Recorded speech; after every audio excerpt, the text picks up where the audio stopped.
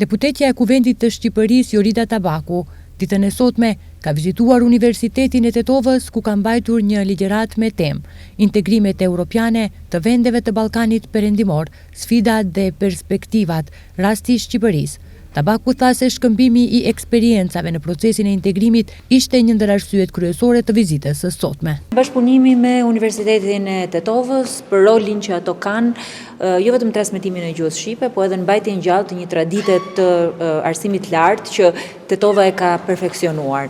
Dhe së dyti është shkëmbimi i eksperiencave në procesin e integrimit. Nuk ka vend më të mirë se ku të diskutojë procesi i integrimit sesa nëpër universitete. Studentët këtu janë jo vetëm e ardhmja e Maqedonisë, po janë njëkohësisht edhe ato që do të punojnë në procesin e integrimit. Kështu që veç mirë na bën të shkëmbejmë eksperjenca dhe unë shpresoj që të jetë fillimi një bashkëpunimi mes universitetit, parlamentit, ku pedagogët pse jo të sjellin studentëve për praktika.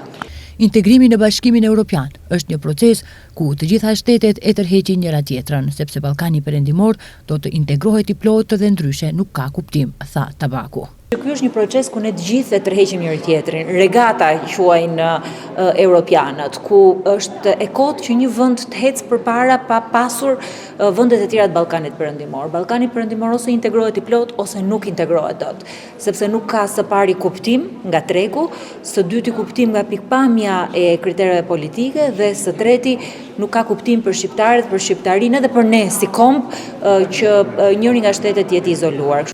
Safet Emruli theksoi se duke pasur parasysh se Tabaku ka një eksperiencë të jashtëzakonshme në sferën e integrimeve, kjo ligjëratë është një temë e rëndësishme për studentët. Një personalitet e cila ka një përvojë të jashtëzakonshme në sferën e integrimeve, një temë e rëndësishme për neve dhe një ndërlidhje botës akademike me studentët dhe legjislacionit, në këtë rast nga përfaqësuar nëpërmjet deputetës nga Republika e Shqipërisë, është një moment i rëndësishëm për studentët tonë që ndërtojnë një qëndrim kritik, të kenë të ndëgjojnë përvojat eurointegruese të shtetit të Republikës së Shqipërisë dhe uroj që të temat përbashkëta të shteteve të Ballkanit Perëndimor që gjejnë një ditë fundi sa më shpejt. Jorida Tabaku, e cila është edhe bashkëkryetare e Këshillit Kombëtar për Eurointegrimet në Republikën e Shqipërisë, deklaroi se ardhmja e rajonit do të jetë në Bashkimin Evropian, por që kjo e ardhme të jetë në BE, duhet patjetër ne të bashkëpunojmë si kombe.